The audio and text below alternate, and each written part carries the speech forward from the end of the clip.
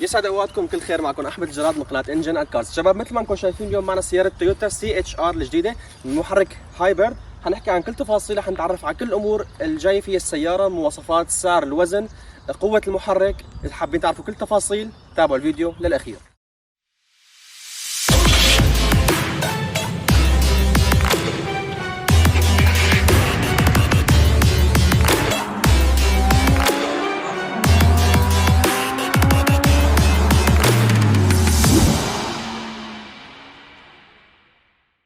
طبعا شباب، مثل ما حكيت بدايه الفيديو، السياره اللي معنا اليوم هي تويوتا CHR. السياره بلشوا اليابانيين يشتغلوا عليها بسنه 2013 واطلقوها لاول مره بسنه 2016 بمعرض جنيف. اهم الامور اللي لازم اعرفها عن هي السياره انه السياره بمحرك هايبرد. شو معنى هالكلام؟ انه السياره فيها محرك كهربائي بالاضافه لمحرك بنزين، وهذا الشيء كثير واضح بالنسبه لشعار تويوتا، لانه لولوا لي الشعار باللون الازرق، وهذا بيعطيني دليل انه السياره بمحرك هايبرد. طيب هلا انت حتسال حالك، ما انا السياره محرك هايبرد، كيف رح تبرد محرك الديزل او محرك البنزين الموجود عندي؟ هلا بالنسبه للاضويه الاماميه عندي مسافه بيناتهم هي باللون الاسود، هي المسافه مسكره ما بيدخل منها الهواء، بس الهواء رح يدخل عندي عن طريق الفتحات الموجوده هون وهون. هيك انا رح اقدر برد محرك البنزين اللي عندي. طيب حتقول شو الامور اللي تغيرت بهي السياره، او شو وضع السياره من برا كخارجيا؟ اهم الامور رح نشوفها نحن هلا. الاضواء الاماميه مسحوبه بشكل كثير كبير، مسحوبه من تقريبا نص غطاء المحرك هيك لهون، اضواء LED يعني. انا بشوف الاضواء يعني جدا كبيره، وعاطي السياره جماليه كثير حلوه، بالاضافه لاضواء النهار، الاضواء النهاريه كمان عاطي السياره جماليه وتصميم كثير حلو. تصميم نوعا ما من برا كثير حلو. بالنسبه للسياره كروس اوفر ما سيدان ابدا، من وراء عباره عن سياره كوبيه، من قدام كروس اوفر، بالرغم من انه السياره واطيه على الارض بس هي سياره كروس اوفر. حنشوف السياره هلا من الجنب، تابعوا الفيديو للاخير. طبعا شباب، من الجنب اول شغله حانتبه لها هي الشعار المكتوب عندي هون، مكتوب عندي هايبرد، وعندي اشاره اللون الازرق اللي بتوضح لي انه السياره بمحرك هجين. بالنسبه للدواليب موجوده عندي هون، فالسياره مزوده بدواليب 17 انش، دواليب كروم كمان حلوين، وهن هدول اساسيين بيجوا من الشركه، عليهم شعار تويوتا، حلوين وعاطين جماليه للسياره. مرايا كبيره نوعا ما. طريقه فتح السياره وقفل السياره عن جد كثير مميزه. في عندك هون خطين اذا انتم ملاحظينها، متى ما ضغطت على الخطين بتقفل السياره، بتسكر المرايا. شيء عن جد بجنن. لفتح السياره من جديد بس بيكفي انك تحط ايدك على مسكه الباب وتفتح السياره، بصير فيك مباشره تدخل عليها. بالنسبه للشكل الجانبي اذا ملاحظين، في عندي خط مسحوب من عند الضوء الموجود هون هيك لاخر السياره لهون. عندي الابواب الخلفيه كثير اختلفوا عليها، كثير حكوا انه مقابض اليد عن جد تصميم جديد، تصميم ما بنعرفه. هي نوعا ما طريقه فتحها كثير سهل. المقابض موجوده عندي هون، بتفتح هيك بهذا الشكل وبتسكر تسكير عادي. هلا اي نعم اختلف التصميم كثير، اختلفت المقابض، بس مع ذلك انا بشوف تصميم حلو، يعني شيء جديد، يعني عم يحاولوا دائما يجددوا، هذا الشيء نحن بدنا اياه. علبه التانك هون، طبعا التانك بكفي تقريبا 43 لتر، بيسع 43 لتر. وكتصميم انا بشوفها عن جد يعني حلوه، ما أنا واطيه على الارض، ما أنا كثير عاليه، يعني جيده نوعا ما. حنشوف هلا الصندوق الخلفي، تابعوا معي. طبعا شباب، بالنسبه لشكل السياره من وراء، قبل ما ابلش احكي بهي التفاصيل، حابب اول شيء نشرح شو معنى CHR. لهم ثلاث معاني. المعنى الاول هو كروس هاي رايدر، او كو هاي رايدر، او كومباكت هاتش ران. طبعا شباب، المعنى او الثلاث اسماء هدول كلياتهم بيعطوني معنى واحد، انه السياره يا عمي سياره كروس اوفر، ما أنا كوبيه ولا أنا سيدان. السياره جايه بشكل كروس اوفر او من فئه SUV، بس اكثر من هيك انت ما في داعي تعرف. الشيء اللي انا حسيته شوي ما كثير مميز، ما كثير منيح، انه الاضواء الخلفيه ما اضواء LED، هي اضواء عاديه جدا. والشيء الثاني هو الصندوق الخلفي، سبب لي شوي ازعاج. الصندوق الخلفي نوعا ما كبير، يعني اذا انت بدك تحط عربيه اطفال هون رح تنزل، بس بالزور. مساحه التخزين الداخليه اللي عندي هون هي 377 لتر، نوعا ما فيني اقول كثير ممتازه او كثير يعني منيحه، حنقول جيده. والسبب بالمساحه هي، او السبب بخليني ما فيني اخزن فيها كثير اغراض، انه بطاريات السياره او بطاريات المحرك الكهربائي موجوده تماما تحت الباكاج، او تحت الكراسي للمقعد الخلفي. نوعا ما يعني جيدة لمرأة مع طفل، أو لشاب جامعي، أو لشاب خلص إنه عزابي ما عنده عائلة كبيرة. نقول إن السيارة جيدة وبتسعى أغراضه. حنشوف هلا الشكل الداخلي للسيارة، تابعوا معي. طبعا شباب بالنسبة لداخلية السيارة مثل ما حكيت، السيارة فيها هذا العيب الوحيد إنه من جوا بتحس حالك هيك مخنوق. هلا أنا قاعد مرتاح، عندي مساحة منيحة لرجلي، مساحة منيحة للراس، بس مع ذلك بتحس حالك مخنوق إنه كون الشبابيك كتير صغيرة، يعني ما عندك المساحة الكافية إنك تشوف الخارج. هلا بالنسبة لتصميم السيارة، فعندك هون مساحة للكواب. هذا الشيء البلاستيك اللي حاطينه هون اللي صاير فيه نفرات صغيرة عن جد حلو. والشيء الثاني اللي ما لقيته بهي السيارة بالمقاعد الخلفية هي المقابض أو مكان ما بتعلق ملابسك. يعني ما بعرف إذا هن نسيوه أو تغاضوا عنه، ما بعرف، بس بشوفه أنا شيء لازم يكون بالسيارات، إنك تتمسك أنت. ما بعرف شو ممكن يصير معك على الطريق، بس ضرورية تكون موجودة. مقابض اليد بلون فضي جميلة، يعني ما كثير سيئة. وسائد الرأس موجودة منيحة. أماكن تثبيت كرسي الأطفال. المخمل أو النوع القماش اللي حاطينه بالسيارة أو بالمقاعد كمان مريح نوعا ما، جيد. كمان يعني حبيته. هلا الصدمة الكبرى بالنسبة لهي السيارة إنه من ورا ما عندك تكييف. يعني أغلب السيارات اللي نحن عم نشوفها أو اللي صورتها لهلا أغلبهم بيكون فيه تكييف بالنسبة للمقاعد الخلفية. هذا الشيء إذا كان الجو كتير شوب، ما بعرف يعني رح يكون الجو هون شوي معبق، حيكون شوب كتير، مين حياخد تكييف؟ هن الناس اللي قاعدين بالمقاعد الاماميه. ممكن السياره ما بعرف اذا انه حيكون تكييفها كتير قوي لدرجه انه تكيف كمان المقاعد الخلفيه. هذا الشيء ما فيني اعرفه هلا لانه الجو عنا مو كتير شوب، يعني متوسط. بس كان مفترض يكون فيها تكييف خلفي. هلا حنشوف مقصورة السائق، كملوا معي. طبعا شباب نحن هلا بالمقصورة الأمامية للسائق. طبعا هذا المكان أكثر شيء أنا بحب صوره وبستمتع كثير لما أحكي عنه. مبدئيا قبل ما أبلش، هذا مفتاح تويوتا، شعار تويوتا موجود عندي هون، الأزرار الفتح والقفل موجودة على الطرف الثاني. المفتاح ما في داعي إني أستعمل تشغيل السيارة، فيني أحطه على جنب. تشغيل السيارة كثير سهل، عندي زر ستارت وستوب. بقف سو اشتغلت السيارة. أنتم ملاحظين أكيد إنه ما في صوت نهائيا، بس السيارة عن جد شغالة. ثواني خليكم تتأكدوا. هلا سمعت صوت المحرك، السيارة اشتغلت. يعني نوعا ما هي كانت شغالة على المحرك الكهربائي. متى ما اعطيت السيارة بنزين تعطيني مباشرة صوت محرك احتراق الداخلي. حنفوت لهون، او هي حورجيكم اياها بعد شوي لما نكون على الطريق. الامور اللي لازم احكيها انا هلا عن السيارة حط فيها، الامور لازم احكيها. عندي ستيرنج عادي، يعني ما فيه كثير شغلات جديدة. الامور موجودة عندي هون. لوحة للتحكم بالصوت بالموسيقى اللي انا بكون واصلها على موبايلي. اللوحة اللي عندي هون او الازرار موجودة عندي على الستيرنج هون، بتحكم باللوحة اللي قدامي، كمان راح صور لكم اياها بعد شوي. التكييف.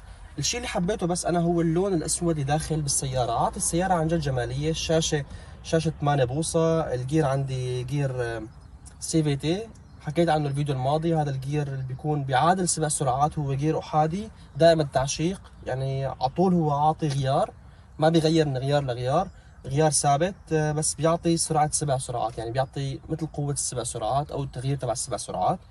البريك عندي زر للبريك هون. البريك لحاله بيشتغل متى ما حطيت السيارة على البي، لحاله بفرمل خلص بوقف السيارة بمكانها. عندي هون زر مكتوب عليه اي في مود. الاي في مود هو مود الكهربائي، انك تكبس عليه السيارة بتقلب على الوضع الكهربائي. الزر اللي جنبه هو زر منع الانزلاق، موجود باغلب السيارات حاليا. الامور السنوية اللي ضافوا لي اياها او الكماليات هي تدفئة المقاعد، صارت موجودة كتير حاليا باغلب السيارات، يعني ما شيء جديد. بالنسبة لأدوات السلامة أو الأمان والسلامة موجود بالسيارة، السيارة مزودة بوسائد هوائية هون وعند الراكب، بالإضافة للجانبين كمان بتحمي السائق والراكب. مقابض يد حكيت عنها من شوي، مقابض يعني سهلة الفتح، ما كتير معقدة. عندي هون تحكم بالمرايا، مرايا تحكم فيها كهربائي وكمان بتقفل لحالها. عندي مدخل يو اس بي موجود عندي هون. حاملة أكواب بالنسبة للسائق، بالنسبة للراكب موجودة هون. المساحة الموجودة هون ما كثير ضخمة، تفتح بطريقة جديدة عن طريق ضغط الزر. مساحة يعني ما كثير كبيرة أو ضخمة، خلينا نحكي عنها مساحة جيدة نوعا ما. يعني فعليا ما في كثير أمور فيني أحكيها، بس فيها مميزات تانية حنشوفها هلا بعد شوي على الطريق. لهيك هلا بالنسبة للشكل الداخلي حنقول نحن حنعمل ستوب وحنكفي بس لما نكون على الطريق. بس قبل ما نكفي حنروح نشوف الجانب الميكانيكي للسيارة، نحكي عنه بعدين ناخذ السيارة بجولة. كملوا معي. طبعا شباب بالنسبة للجانب الميكانيكي للسيارة، السيارة مثل ما حكيت بداية الفيديو هي سياره بمحرك هجين، يعني محرك ديزل بالاضافه لمحرك كهربائي. بالنسبه للمحرك الاحتراق الداخلي، محرك الاحتراق الداخلي هو محرك بسعه 2 لتر، بيعطيني قوة مع المحرك الكهربائي الموصول مع البطاريات الموجودة من وراء تحت المقاعد، بيعطوني مع بعض قوة 184 حصان. بالنسبة لهيك سيارة أنا بشوفها قوة كتير كتير كتير كتير منيحة وكبيرة. هلا حتسألوني عن مصروف السيارة، مصروف السيارة شو وضعه؟ مصروف السيارة، هي السيارة بالذات هي عملوها تكون سيارة اقتصادية، إنه ما تصرف كتير، خاصة إنه هي السيارة عملية كتير بالازدحامات بالمدينة، يعني هي مو سيارة تبع سفر كتير، انت فيك تستعملها بداخل المدينه. ليش؟ لانه اللتر الواحد تخيلوا اللتر الواحد بهي السياره، لتر البنزين بيمشي السياره مسافه 24 كيلو متر، يعني عن جد رقم كثير ضخم. اما بالنسبه لتسارع السياره، فتسارع السياره من 0 ل 100 خلال تقريبا 10 ثواني، انا بشوفه كمان شيء منيح. هلا اغلبكم حيسالني طيب سياره بمحرك هجين وبطاريات وما بعرف شو، السياره كيف تشحن؟ تمام. بالنسبه للبطاريات تبعت المحرك الكهربائي، احنا شفنا الفيديو الماضي كنا عم نحكي عن سيارة كيا اكس سيد، كان لها كابل خارجي انك توصل الكابل والسيارة بتنشحن عن طريق كهرباء المنزل او كهرباء اي مكان فيك توصلها، بينما هي السيارة او البطاريات الموجودة بهي السيارة بتشحن تلقائيا لما تكون انت ماشي بالسيارة. فالمحرك الاحتراق الداخلي موصول عليه دينامو للشحن، هاي الدينامو بياخذ الطاقة من حركة المحرك الداخلي احتراق الداخلي وبيقلبها كهرباء باتجاه البطاريات، وعن هاي الطريقه بهي الطريقه تشحن البطاريات، فانت ما في داعي انك تجيب كابل توصل السياره على الشحن وتنطر تشحن السياره، هذا الشيء كله ما بدك اياه. يعني فعليا السياره كثير عمليه، بتخدمك كثير بالازدحامات بالمدن، يعني انا بشوفه شيء كثير مميز. حناخذ هلا السياره بجوله، كملوا معي. طبعا شباب مثل ما حكيت من شوي، نحن هلا اخذين السياره بتجربه، في كذا شغله حاب احكي لكم عليها.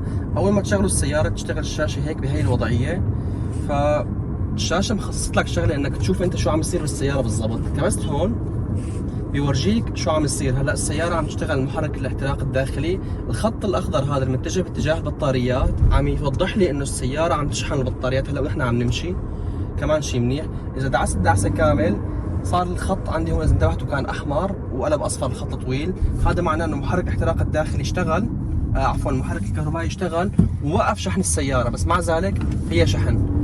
هلا نحن طلعنا فيها على طريق نوعا ما سريع، حعزمها شوي لشوف كيف، يعني تسارعت بسرعه ما بنقول بطيئه، جيده، وصلت لل100. العزل الداخلي قيمك عن صوت الهواء، العزل الداخلي ما كثير كمان سيء، منيح نوعا ما. باغلب السيارات او بسيارات ثانيه ممكن تلاقي العزل سيء كثير غير هيك. هلا انا يعني قاعد بالسياره مرتاح، ما في كثير ضجه حوالي، يعني جيد. بالنسبه للشاشه اللي عندي هون او الخصائص الموجوده بالشاشه، فيني فوت على كبسه المينو، اكبس على مينو، في عندي 3 امور او 4 امور فيني فوت شغلون. عندي زر الاوديو اني شغل الموسيقى، التليفون اذا وصلت موبايلي عن طريق الاندرويد او الابل كار بلاي، ابل كار بلاي فيني اوصله عن طريق الكابل الموجود هون، وصلت اليو اس بي الموجوده هون، مشان انا اذا كنت فاتح نافيجيشن تبعي اقلبه على الشاشه، اذا كنت على السفر على طريق سفر خلص مشغل النافي ضل ماشي عليه. الشاشه ما فيها كثير خصائص يعني جديده، اغلب الامور اللي فيها هي عباره عن انك توصل موبايلك، تحكي اتصالات، تشغل اغاني، تتحكم بصوت الاغاني عن طريق الازرار اللي موجوده عندك هون، يعني ما فيك امور جديده. هلا بالنسبه بنرجع للامور الثانيه، السلامه والامان الموجوده بالسياره. السياره فيها اكثر من نوع سلامه وامان. بالنسبه للشيء الاول عندنا هون زر تحديد السرعه. هلا انا حددت السرعه فرضا وبدي اخلي مسافه امان بيني وبين السياره المقابله، في عندي هون زر، هذا الزر متى ما ضغطته بتصير السيارة بتحسب المسافة بينك وبين السيارة اللي قدامك. هلا أنا كبسته مثلا، طبعا ما حيشتغل بالسرعات العالية، لازم يكون أول شيء أنا مثبت السرعة مشان أحسن خلي مسافة أمان بيني وبين السيارات الثانية. الأزرار الثانية الموجودة عندي هون، هذا زر انك انت تعمل ليمت للسياره، بحيث انه هاد السياره السياره ما بتطلع فوق السرعه اللي انت محددها. كمان شيء منيح انه خلص اذا انت مثلا اعطيت السياره لحدا بتعرف انه هو ما حيطلع فوق هي السرعه اللي انت محدد له اياها. الزر الثاني هذا هي عباره عن سياره ضمن خطين، الخطين هن نفسهم الخطين اللي بيكونوا على الطريق، خطوط البيض. معنى هذا الكلام انه السياره اذا انت كنت على الطريق، هلا حورجيكم اياها، اذا انت كنت على الطريق وبدك تطلع من مسار لمسار، في حال ما حطيت غماز يسار او يمين حسب الاتجاه اللي تكون فيه، السياره ما حتطلع من المسار، حترج او في شغله ثانيه ممكن تعملها، انه هي السياره بتصير بتلف معك او بتساعدك على الانعطاف. حنشوفها هلا، حاطلع على الطريق مشان اورجيكم اياها. يعني انا بشوفها ميزه كثير منيحه. انا صورتها كمان باغلب اكثر من سياره موجودين على القناه، بس شفناها بسياره كيا اكسيد، شفناها بالجولف، شفناها كمان بالايكو سبورت كمان كانت موجوده. يعني هي الميزه بالذات انا بشوفها ميزه ضروريه ومهمه، وتكون يعني باغلب السيارات شيء كثير منيح. نسبيا يعني مصروف السياره مثل ما حكيت اقتصادي. هلا عم يرن عندي، عم يوضح لي انه انا طلعت اول شيء والسياره اللي قدامي كانت كثير قريبه علي، ما اعطت مسافه امان، فعم يزمر ينبهني انه انتبه انت ما حطيت مسافه امان. هلا كبست هذا الزر حشغله، هلا اشتغل. حنمشي هلا بين خطين ونشوف شو حيصير معنا. هلا انا ماشي بين خطين، اذا تركت الستيرنج ممكن نحافظ على مساره، ممكن يطول لحتى يعالج الكمبيوتر مع السياره او البورد الموجود بالسياره، يطول لحتى يعالج هي. بس مع ذلك هلا هو ماسك الطريق او متحكم بالطريق مثل ما بده، يعني ماسك الاتجاه نفسه. فكمان ميزه انا شفتها كثير منيحه، حبيتها كثير، فيني ارجع عليها عن طريق هذا الزر. بالنسبه للزر مكتوب عليه تريب، هو هذا الزر بيوضح لك انت قديش المسافه اللي بدك تقطعها. مثلا اذا انت كنت مسافر قديش المسافه اللي قطعتها او اللي بدك تقطعها، انت تحدد هذا الشيء من خيارات او من التحكم بالشاشه الموجوده عندك هون. بالنسبه للاضواء او الاضواء كيف نتحكم فيه، الاضواء فيك تحطها على وضعيه الاودو. هي الوضعيه اللي السياره لحالها بتصير بتقرا كيف النهار معتم، في مطر، في ثلج، الدنيا ليل، الدنيا نهار، بتشغل اضواء على حسب ما هي بتشوف. بينما اذا كان نهار ليل، او عفوا اذا كان عندك بالنهار ضباب، فبهي الحال السياره ما فيها تقرا الضباب، انت بدك تشغل اضواء لحالك. هلا مثل ما حكيت في عندي انا الزر هون الاي في مود، اذا كبست عليه انا فيني شغل المود تبع السياره الكهربائيه، انه المحرك الكهربائي لحاله يشتغل. طبعا انا كنت مطفيه، هلا رجعته، صارت السيارة هلا شغالة على المحركين، الكهربائي والمحرك الاحتراق الداخلي. أنا ما كتير يعني بحبذ إني أمشي على الكهرباء، بس بحب إنه شغل المحركين سوا مشان العزم يتوزع بين المحركين. يعني هي أغلب الأمور اللي أنا شفتها. مثل ما حكيت فيها الرادار بيكشف لي المسافة اللي قدامي، كمان شيء كتير منيح. هلا بالنسبة لوزن السيارة، وزن السيارة بتراوح بين 1340 ل 1460 تقريبا. هذا الشيء بيرجع على حسب المحرك اللي بيكون راكب على السيارة قديش قياسه، الإضافات الموجودة بالسيارة، أنت كيف تطلب السيارة من الوكيل، هذا الشيء بيحدد وزن السيارة. الأمور الثانوية اللي ممكن نحكي عليها هلا، اللي اغلب الناس بيتسالوا عليها لما بدهم يشتروا سياره، انا السياره بدي اشتريها شو نوع مصروفها او كيف تصرف معي. مثل ما حكيت نحن هلا داخل المدينه السياره ما بتصرف شيء، وحكيت من شوي انه السياره بلتر واحد بتمشيك 24 كيلومتر، وبخاصيه انه السياره بتشحن لحالها، فانت مانك مضطر توصلها على كابل كهربائي وتصرف كمان كهرباء. فهذا الشيء انا كثير بشوفه منيح ممتاز جدا، يعني عن جد ابدعوا بالانتاج. ونحن بنعرف تويوتا من زمان، من سنه 97 بيصنعوا هن سيارات كهربائيه، فاكيد حكما تويوتا عرفانه شو عم تصنع، واكيد صنعها وانتاجها كثير منيح وممتاز، خاصه بالنسبه للسيارات الكهربائيه. حنطلع بعد شوي، ما بعرف اذا لازم نجربها على الطريق السريع، لانه هي مو سياره طريق سريع، الافضل نحن نشوفها بقلب المدينه، انا بشوف هيك احسن. انتم بيوضح لكم موضوع الصرف للسياره، بيوضح لكم ممنوع، بيوضح لكم موضوع العزل كمان بتشوفوه. مثل ما حكيت بالنسبه للهاند بريك، متى ما حطيت السياره على وضعيه البي، السياره من تلقاء نفسها بتعمل بارك، او بتعمل عفوا بريك، بتعمل بريك تلقائي. هلا فيها ميزه ثانيه حورجيكم اياها كمان. الميزه الثانيه هي انه السياره بتصف لحالها، البارك الالي. حروح هلا على مكان صوركم البارك الالي ونكفي مع بعض. طبعا شباب مثل ما حكيت من شوي انه السياره فيها بارك آلي، انا حبيت اني اورجيكم اياه. في عندي هون زر متى ما ضغطت عليه بيشتغل عندي حساس البارك الآلي، بحط غماز على اليمين مشان يعرف انه الجهه اللي بدي صف فيها هي على اليمين. حكفي مشي انا على مهلي، طبعا حاط غيار الدي، وماشي لخلي المستشعر بالسياره يقرا مكان البارك. عم يقول لي انه هو لقى بارك،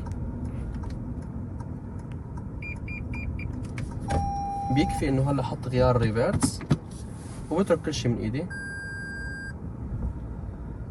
مثل ما شايفين السيارة هلا لحالها عم ترجع، الكاميرا شغالة، عم تعمل بارك لحالها.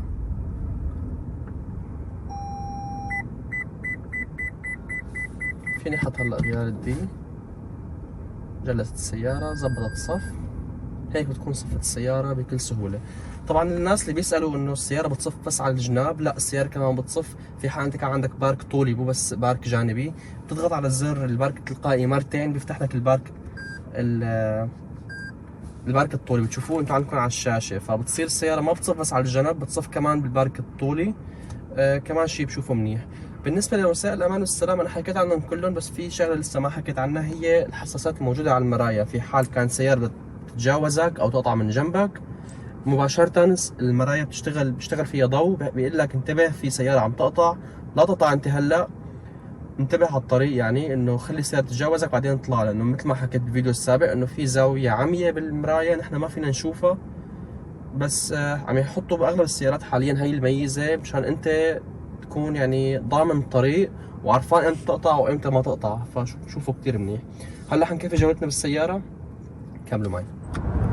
شباب نحن هلا مثل ما شايفين طالعين على الطريق السريع، بدنا نروح نشوف السيارة. أنا ما كنت حابب صراحة أجربها هنيك، بس مع إنه السيارة 184 حصان فقلت لا معلش حروح أجربها وأورجيكم إياها تشوفوها أنتم مع بعض. أنا هلا مثبت سرعة على سرعة 100. الزر اللي حكيت لكم عنه هون هاد اللي بيخليني أتحكم بالمسافة بيني وبين السيارة اللي قدامي. بيعطيك 3 خطوط لما تكبس عليه، 3 خطوط هي المسافة اللي كثير كبيرة، خطين أصغر منها، خط واحد المسافة العادية. يعني كمان شيء منيح.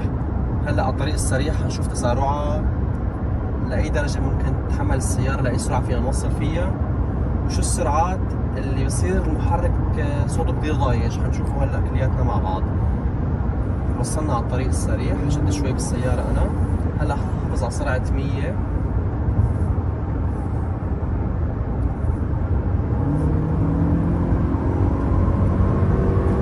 نحن هلا ماشيين بسرعة 140 كيلومتر بالساعة، 150 كيلومتر بالساعة. صوت المحرك يعني صار ضايج كثير، صرنا هلا بسرعة 170 كيلومتر. انتم اكيد منتبهين على صوت المحرك، يعني ضوجة كثير عالية، بس مع ذلك السيارة ثابتة متوازنة، يعني ماشية بثبات على الأرض. بهيك سرعة وبهيك محرك السيارة عزمها كثير كبير، مثل ما حكيت 184 حصان، هدول يعني مو قلال. ومصروف السيارة حكيته كمان اقتصادي. بهيك سيارة وبهيك سرعة وبهيك عزم نحن ماشيين مثل ما ملاحظين بثبات كثير منيح. فأنا ماني حابب أعزم بالسيارة أكثر، لأنه هي مو سيارة سباق أو إنه السيارة خارج إني أسرع فيها لسرعات كثير عالية. لهيك حننهي الفيديو هون. بتمنى تكونوا استمتعتوا معنا بالتجربة، حبيتوا السيارة، عجبتكم، كيف تقيموها من 10؟ احكوا لي هذا الشيء بالتعليقات. بشوفكم إن شاء الله فيديو جديد. اللي مو مشترك بالقناة بتمنى يشترك بالقناة، تفعلوا زر الجرس، تحطوا لي لايك على الفيديو. بأمان الله.